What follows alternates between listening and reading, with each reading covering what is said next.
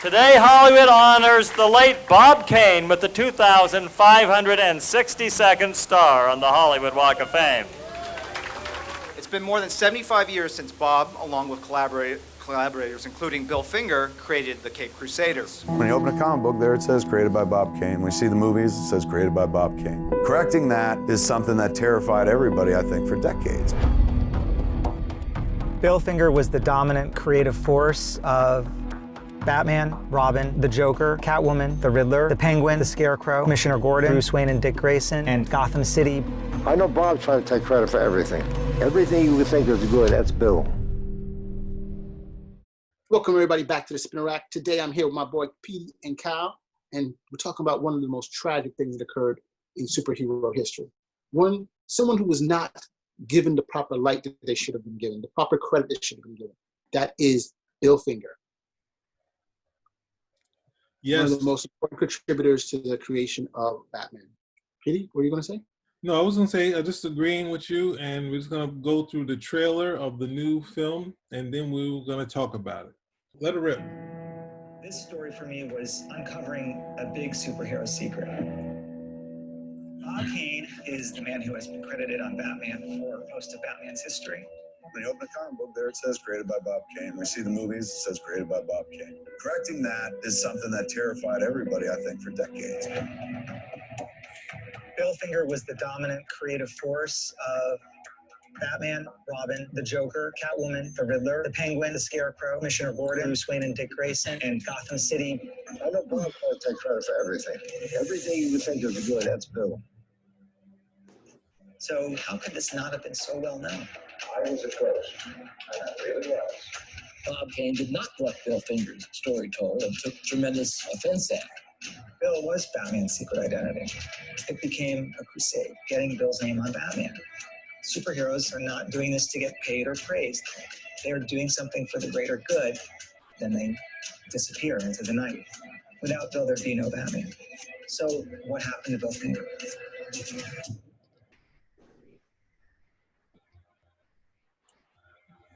So that was very interesting. I mean, that we all watched the documentary, and one of the things that we got to all say, and we have to acknowledge that Bill Finger was screwed.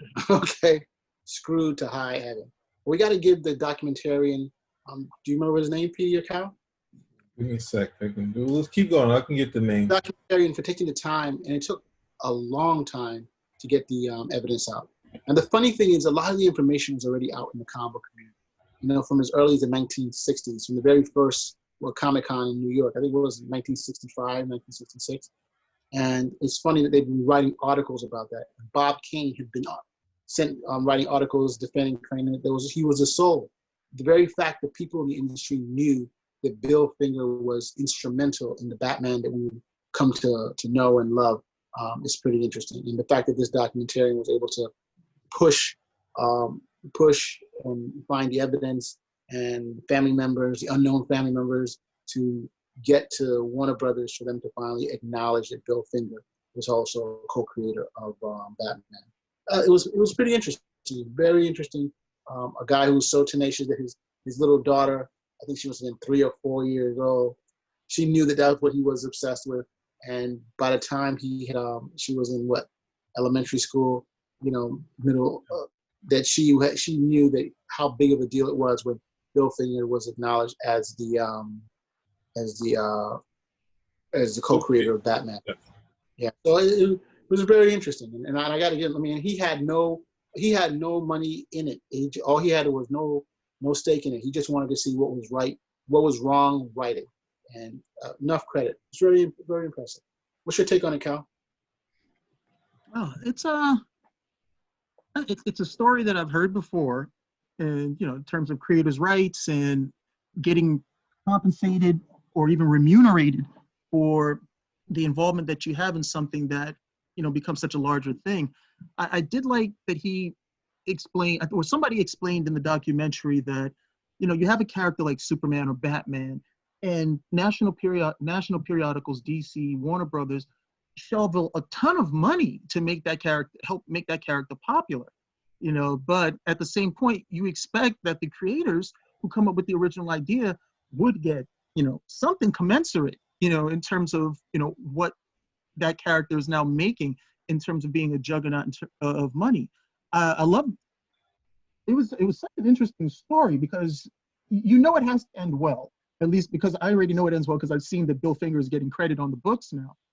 But, as you're being taken through it, there's a lot of twists and turns where, of course, he's trying to do certain things. And he's like, well, look, we're not doing it for you because you're just the guy writing the story. There's got to be an heir or we're not doing it. And then he's, on the hunt looking for the heir, and he thinks he's hit a roadblock when he finds out that Bill Finger had a son, but his son was gay and he died of AIDS. So he's like, okay, so that's pretty much that. So he's, I'm looking for this and I'm looking for that. And out of nowhere, he turns up a daughter. He's like, oh, well, totally different story. And I love how DC played it. You don't necessarily have to like it, but I love how DC played it. DC didn't deny her anything. They were like, no, come in, part of the family, hooking her up, that and the other. And then when it gets closer to the point where, okay, she might want some money, like, here you go, sign this quickly. sign this quickly, so we can do this. And then, of course, she has to, but what I did like on her part was that she was willing to fight. Or at the very least, the strongest front possible. She was willing to fight for this. Because other than that, you're not going to get what it is that's due you. And that was part of Bill Finger's story, where Bill Finger seemed to be, a, mild-mannered guy who, was happy doing the stuff that he was doing and didn't necessarily want to make any waves, wasn't going to put up that sort of fight for his own stuff. And then you have his son who tried to put up a fight and eventually had to back away from it. And then we finally see in his granddaughter, okay, the fight that was necessary in order for him to receive the credit. Okay, the credit, the money, the royalties, everything that was due towards the family. And for me, that was a very succinct ending that, at some point you have to be willing to put that fight up if you're going to get what's due you. Other than that, these guys, these guys are some heavy hitters. If you're not willing to fight, they're not going to give you anything. And well, I'll let somebody else go for the sec, but then I'll come back on Bob Kane. Now, the creator of the book, Bill the Boy Wonder, the secret co-creator of Batman, is by, Mark Tyler Nobleman. And he is basically showcased in the entire documentary talking about the book that he was writing, his research, and what Cal was also saying, how they found his granddaughter, and then they found the family members after that. And this is the interesting part, because ultimately, I think as far as people, when they play the internet, they kind of taken Bill Finger, and then we kind of lost knowing what Bill Finger did, knowing that he was a writer, and not in the way of the Marvel style. He was writing descriptions of saying what he wanted Batman, and when he was adjusting the character that Bob Kane had kind of aped a couple of different people's style, he kind of described everything. So when we say, like what he did, is actually writing down the descriptions of having him look like a bat, descriptions of how the cape works instead of wings, and that sort of thing. So I think in the internet, they've kind of just said, they've almost given him the artist status, whereas, Bob Kane had other people for that too. He had Jerry Robinson, and we had much other later artists that helped out on Batman too. So, because he was almost like, not exactly like this, I guess there's more art done by Rob Liefeld, but the actual having ghosts and aping people's styles and swiping things, Bob did a lot of that, taking a lot of, I think Hal Foster, stuff from Tarzan, stuff all around to piece together some of the early Batman comic books. But this was for me, initially, because as a kid, that's like most people, you see the Bob Kane name, it's almost like a stamp of, the quality Batman stories you read from the 40s to the to the 60s to the 80s. You get all this great, 70s, you get all these great Batman stories.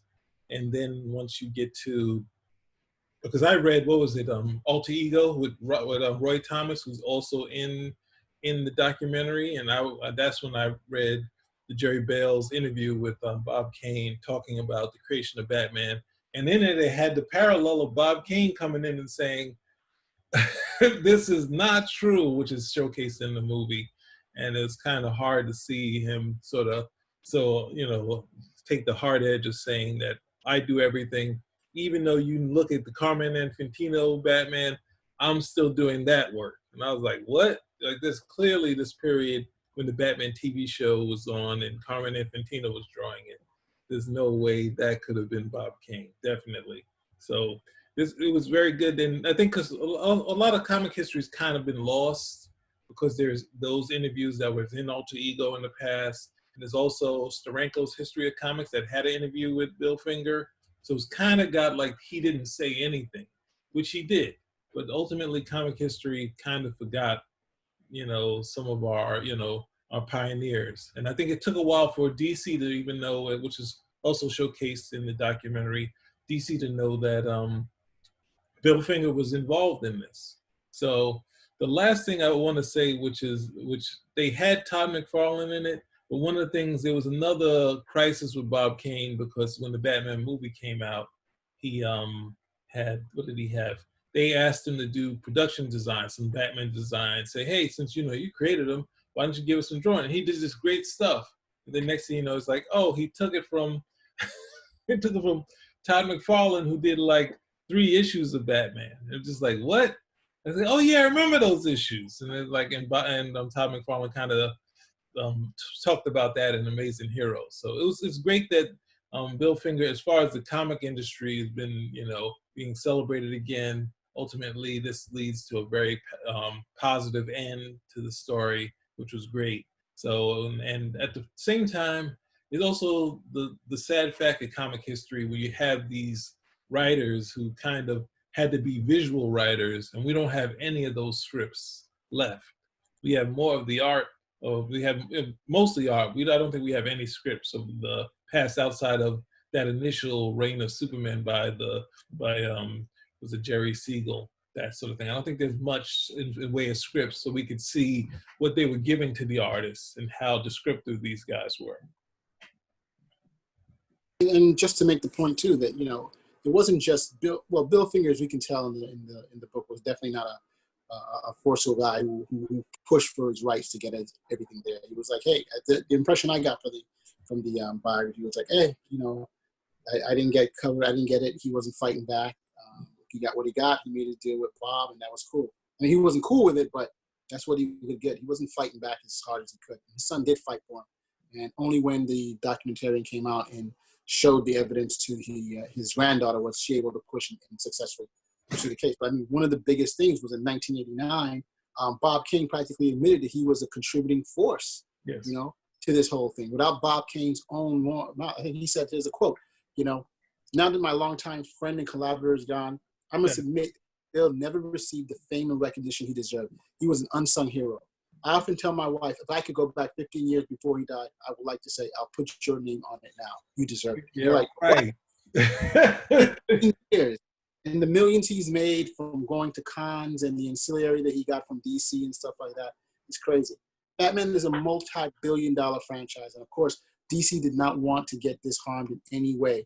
And so I eventually had to make a deal with the family. I mean, when the family had a very good case, they had to make a deal with the family. Well, it also must have been great for the family to be something that was there.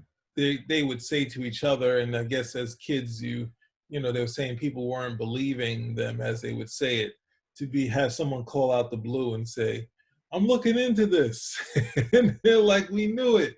They might have given up at some point, and then now they're like, they were able to celebrate this and be celebrated. That's the good thing of being able to go out to those events and be celebrated. Right, exactly. Cal. Yeah, Bob Kane, I'm still one who believes in the old adage that you don't attack the dead, that sort of thing, but he does not come across well in this at all, at all. It's, especially after it's clearly obvious that Bill Finger made the contributions that he did. A lot of people support it. Bill Finger supports it later on. And then later on, Bob Kane supports it. But that letter that he writes in the 60s, yes, which probably is another reason why Bill Finger didn't go and, try to really push for it, because Bob Kane's name is slapped on everything with Batman. And, he's synonymous with Batman. A part of you has to believe, well, what chance do I have? Any chance that I had would have been back in the early days. And I was, just doing the job, having fun doing the job, didn't realize Batman was going to become all of this. But, any of the things that we see now in the future. But he just comes across as very, I know a little bit about Bob Kane. a little bit about Bob Kane through my reading of Superman history and learning more about Siegel and Schuster, where like Jerry Siegel, he didn't like Bob Kane, and he hated Batman. He hated Batman because he felt that Batman was a straight ripoff of Superman at the end of the day, and that Bob Kane also, he wanted to know what they were getting paid. When he found out how much they were getting paid, he's like, sure, I'll come up with the character for you at the end of the day. So he comes up with the character, and it's under the same type of deal that Siegel and Schuster had. What happened, however, is that Bob Kane was younger than Siegel and Schuster. So once the money started rolling in, Bob Kane was able to renegotiate his contract, because when he signed, I think he was still a minor. His father came in and was like, no, he was a minor. He didn't have an attorney. Either we renegotiate this contract or we can go to court. The Nationals, okay, we don't want to do that. So they renegotiated. So Bob Kane got he was getting money. He owned a piece of Batman from early on. So he was doing pretty well for himself, as opposed to guys like Siegel and Schuster who didn't have that same deal. But he had that sort of legal savvy early on, maybe from his father or maybe from those earlier dealings. So I'm pretty certain for him, even if he wanted to, he was like, I'm not giving this dude credit, because this is going to this is what they'll probably do. And his fear was that, okay, piece of Batman that I own, they're going to make me like sever that in half, and I'm going to have to remunerate this dude, because they always give you things in worst case scenario when it comes to legal disputes or copyright disputes of this nature, especially since he knew that Bill Finger was somebody who should have been credited in terms of Batman's creation, and a whole bunch of the things that are still part of the Batman mythos today.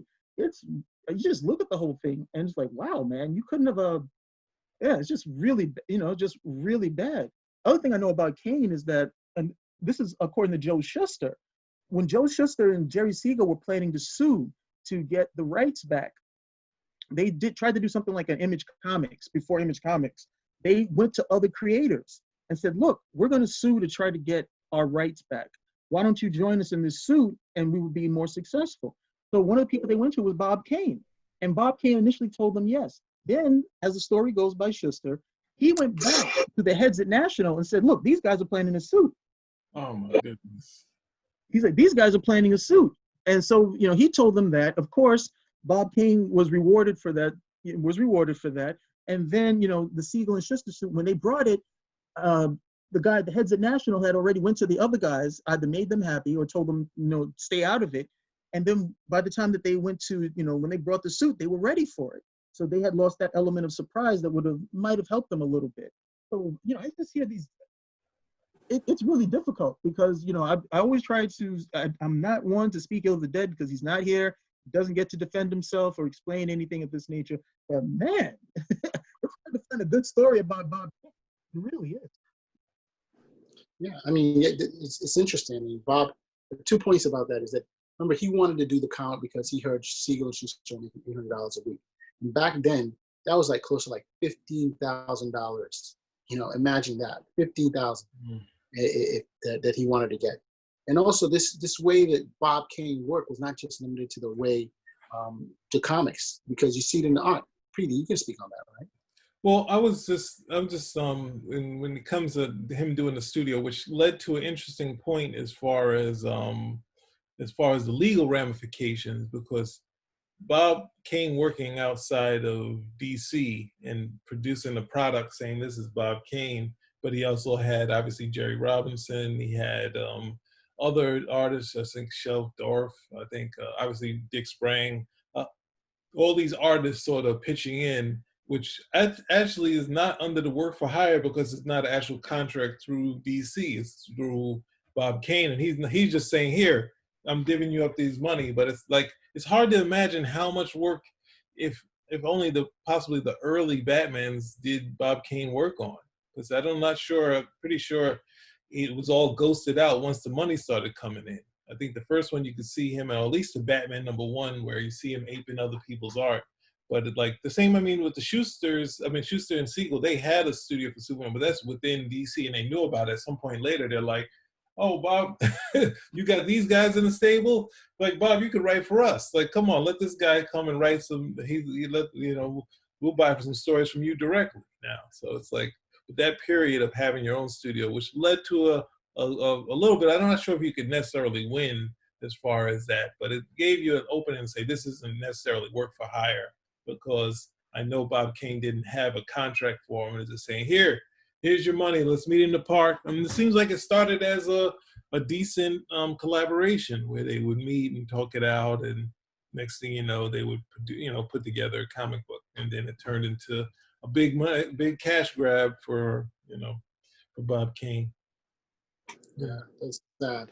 And but what about the studio when he was doing the art we were talking about, where he had other artists making the art?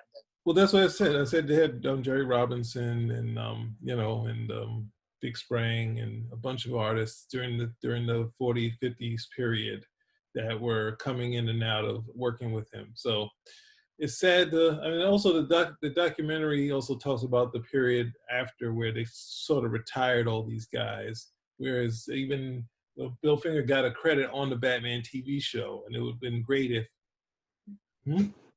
One credit. You got A credit, A. But it would be nice that they were able to continue on and become bigger doing that stuff. So it's just, it's a good ending to the story, because we were thinking, oh, you're gonna get your heart broken on this, but ultimately DC did put Bill Finger's name on it, on Batman.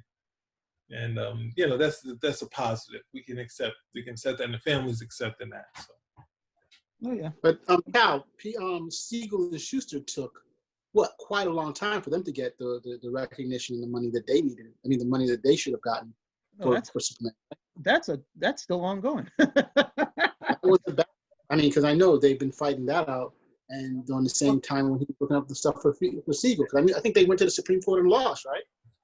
Yeah, it's not even them anymore. It's like the attorney who's there with them, because in the 1970s, when the Superman movie's coming out in 1978, and Jerry Siegel writes this manifesto where he puts a curse on the Superman movie, because of all the because of the treatment him and Schuster have received, and that picks up steam and snowballs, and Neil Adams ends up working out something on their behalf, and they get a pension from DC.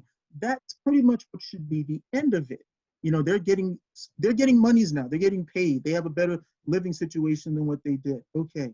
But they pass away, and then it becomes Superman again is this thing that's continuously going to be up for grabs in the public domain, because the copyright don't exist forever. So, and the whole thing about that is not that the copyright's going to go away and now it's going to be anybody's up for grabs. No, that's just a way for the creators to be able to negotiate, with the parent company for a better deal, and for the heirs to be able to negotiate for a better deal. And with Superman, oh goodness, because on one hand you have the deal with Superman, which was legitimate. That was a legitimate deal. They signed it. They were of age. They had done the stuff before. People don't have to like it, but that was a legitimate deal. Superboy was not legitimate. They decided to run with Superboy, and they never had Siegel or Schuster's credit on the whole thing. So, but the whole idea that they're fighting for the rights, and Man of Steel, I think I've already told both of you guys, that was like a court-mandated film, because Warner Brothers hadn't put out a film with Superman in close to like 6 years since Superman Returns. And they were like, you guys aren't really manipulating this character correctly or using his film rights correctly. So if you're not going to do it, we're going to give the rights back to the heirs. They were like, okay, we got to make a movie. We got Man of Steel. You see how bad that was? So, it's still ongoing. The attorney for the heirs still tried to file something. It seems like there's always something on file when it comes to Superman. For a while, they couldn't even use the name Superboy. They had a cartoon of the Legion of Superheroes.